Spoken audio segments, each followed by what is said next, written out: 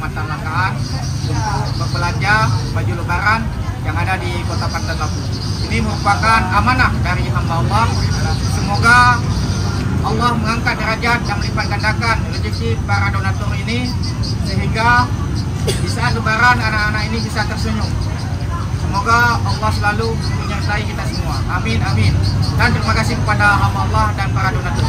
Sekian, Assalamualaikum. Ya nur al-hilal aqbil ta'al فالشوق طال والقلب سما نحو السماء مترنما لا تنقضي أنت للروح دواء رمضان رمضان رمضان يا حبيب رمضان رمضان ليتك دوما قريب